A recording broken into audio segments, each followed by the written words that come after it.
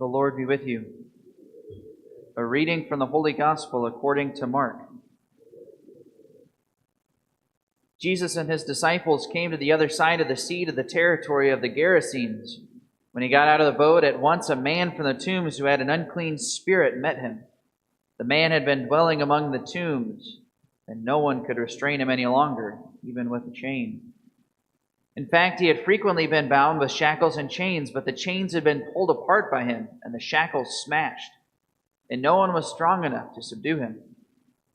Night and day among the tombs and on the hillsides, he was always crying out and bruising himself with stones. Catching sight of Jesus from a distance, he ran up and prostrated himself before him, crying out in a loud voice, "What have you to do with me, Jesus, Son of the Most High God? I adjure you by God, do not torment me." He had been saying to him, "Unclean spirit, come out of the man." He asked him, "What is your name?" He replied, "Legion is my name. There are many of us." And he pleaded earnestly with him not to drive them away from that territory. Now a large herd of swine was feeding there on the hillside, and they pleaded with him, "Send us into the swine, let us enter them." And he let them, and the unclean spirits came out and entered the swine. The herd of about 2,000 rushed down a steep bank into the sea where they were drowned.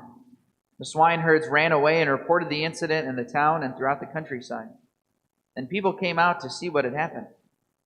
As they approached Jesus, they caught sight of the man who had been possessed by a legion, sitting there clothed and in his right mind. And they were seized with fear. Those who witnessed the incident explained to them what had happened to the possessed man and to the swine.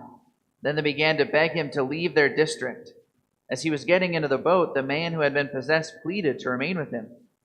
But Jesus would not permit him, but told him instead, "Go home to your family and announce to them all that the Lord in his pity has done for you."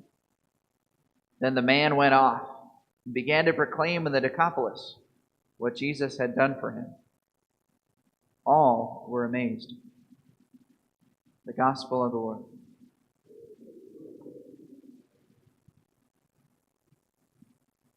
This is one of my favorite sections in the New Testament from the letter to the Hebrews. The author speaking about all the great and mighty people from salvation history. And it's all in the context of the virtue of faith. The author of Hebrews is exhorting us all to have the virtue of faith in the midst of trials. What exactly is the virtue of faith? The virtue of faith is taking on the mind of Christ. The virtue of faith is being able to see how Christ sees. The virtue of faith is seeing reality through the lens of God.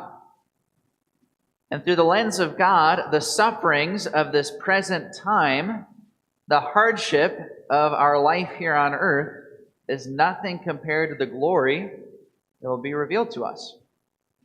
Likewise, it means that here in our life, sometimes it's easy to get discouraged and to look at things from a worldly perspective and forget that in the words of the letters to the Hebrews, there is a great cloud of witnesses cheering us on from heaven.